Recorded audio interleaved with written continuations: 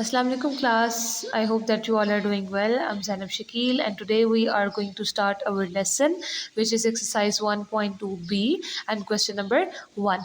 इसमें हमारे पास जो है लिखा हुआ है subtract the following, यानी कि हमने इन सब questions में subtraction करनी है। आप लोगों के already solve हुए नज़र आ रहे हैं but हम still 1 and 2 question number 1 and 2 हम इसको कॉपी पे सॉल्व करेंगे ताकि आपको अच्छी तरीके से मेथड समझ आ जाए। और जब आपको मेथड समझ आ जाता है तो फिर आप कोई भी आपको क्वेश्चन दे दिया जाए सब्ट्रैक्शन का, you can easily do it. तो क्वेश्चन नंबर 1 है 42,500 में से हमने 25,300 को सब्ट्रैक्ट करना है। सो हम आपको पता है हमेशा राइट साइड से स्टार्ट करते हैं। यहाँ पे है 0 0 0 में से 0 हम निकालें तो हमारे पास आ जाता है 0 and then there is again 0 में से 0 निकालें तो हमारे पास क्या आ जाता है 0। ओके, अब 5 में से हमने निकालना है 3। 5 में से 3 इजीली निकल सकता है। 5 में से 3 निकालें हमारे पास क्या आ जाता है 2। फिर हमारे पास आ जाता है 2 में से 5। अब जब 2 छोटा है उसमें से 5 नहीं निकल सकता, ठीक है। 2 में से हम 5 सब्ट्रैक्ट नहीं कर सकते तो हम क्या करेंगे, हम इसके लेफ़्ट साइड वाले से एक नंबर कैरी ले लेंगे, ठीक है। तो ये 4 था, इसने हमें एक दे दिया तो ये क्या बन गया 12 और इसके पास पीछे कितने बचे 3, ठीक है। इसने इधर दे दिया। अब इस 12 में से हमने 5 को माइनस करना है और 12 में से 5 को हम माइनस करें तो हमारे पास क्या आ जाता है 7। फिर हमारे पास आ जाता है यहाँ पे 3 बच गया था। 3 में से 2 इजीली माइनस हो जाता है। 3 में से 2 हम माइनस करेंगे हमारे पास क्या आ जाएगा 1। So this was too much simple, ठीक है। आपने बस एक चीज़ का ध्यान रखना है, जब आपने कैरी लेना है तो आपने पीछे जो नंबर बच जाता है उसको ज़रूर मेंशन करना है ताकि आपको गलती ना लगे। फिर हमारे पास आ जाता है क्वेश्चन नंबर 2। ये थोड़ा सा ट्रिकी लग रहा है, थोड़ा सा मुश्किल लग रहा होगा क्योंकि ऊपर जो है वो काफ़ी ज़्यादा ज़ीरो है, लेकिन ये बिल्कुल भी मुश्किल नहीं है। अब हम इसको स्टार्ट करते हैं। ज़ीरो में से हमने सबसे पहले मैं आपको बताया था कि हम किधर से स्टार्ट करते हैं, राइट साइड से। सो 0 में से 5 हम निकालेंगे। 0 में से 5 नहीं निकल सकता तो हम क्या करते हैं, राइट साइड वाले से एक नंबर कैरी ले लेते हैं।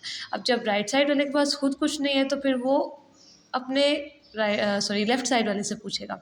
लेफ़्ट साइड से कैरी लेते हैं। फिर उसके बाद इधर भी नहीं है एंड देन फिर हम यहाँ से कैरी लेंगे बिकॉज इट हैज़ 3। यहाँ से हमने एक नंबर कैरी ले लिया, यहाँ पे क्या बच गया 2।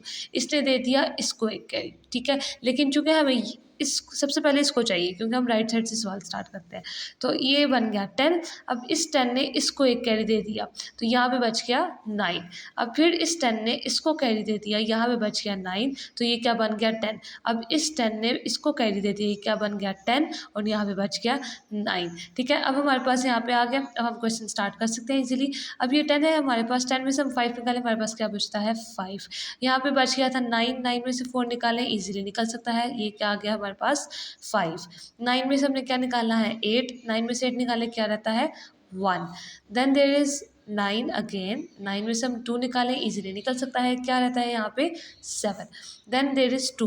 अब यहाँ पे चूँकि इसने सबको कैरी दिया था, यहाँ पे इसके पास बच गया 2। अब 2 में से हम 1 निकालेंगे, क्या बच गया हमारे पास 1।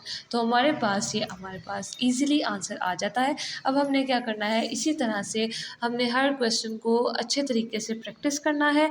ये सब क्वेश्चन जो है इसी तरीके से होने हैं। आप देख सकते हैं, आप लोगों ने कन्फ्यूज़ नहीं होना, बस आपने वैल्यूज़ जो है अपनी कॉपी पे ये ज़रूर अच्छे तरीके से देखना है कि प्रॉपरली आपने अलाइंड वैल्यूज़ लिखनी है, ठीक है। जिस तरह से लिखी हुई है हर नंबर के नीचे नंबर आना चाहिए। अगर आप इस तरह से अच्छे तरीके से काम करते हैं तो आपके लिए क्वेश्चन और ज़्यादा आसान हो जाता है, ठीक है। सो ये आज का आपका काम था। Then there is question number 2 जो कि आपको होमवर्क के लिए मिला हुआ है और आपने इसको मेंटली सब्ट्रैक्ट करना है यानी कि ज़ुबानी, ठीक है।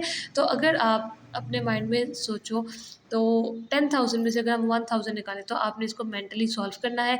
हमारे पास क्या आ जाता है 9,000। फिर उसके बाद हमारे पास है 25,500, उसमें से हम 500 माइनस करें तो हमारे पास पीछे क्या बचेगा 25,000। ये आपका सैम्पल है, ठीक है। आपने इस तरह से मेंटली सब्ट्रैक्ट करना है। आपने इसको प्रॉपर प्रोसेस के साथ जिस तरह भी मैंने आपको करवाया उस तरह से नहीं करना। आपने इसको मेंटली सब्ट्रैक्ट करके जस्ट आंसर लिखना है। आपने इसको उस तरह से नहीं लिखना है 10,000 एंड देन 1,000 उसको सॉल्व करना है, no. You just have to do it mentally और ये था आपका आज का काम। You just have to make sure कि आपने इसकी अच्छे तरीके से प्रैक्टिस करनी है because you know practice makes a man perfect. आप जितनी ज़्यादा प्रैक्टिस करेंगे आपका उतना ज़्यादा मैथ अच्छा होगा, सब्ट्रैक्शन का प्रोसेस अच्छा होगा, ठीक है। And I hope that you all will practise it by heart. Thank you so much. अल्लाह हाफिज़। That's all for today.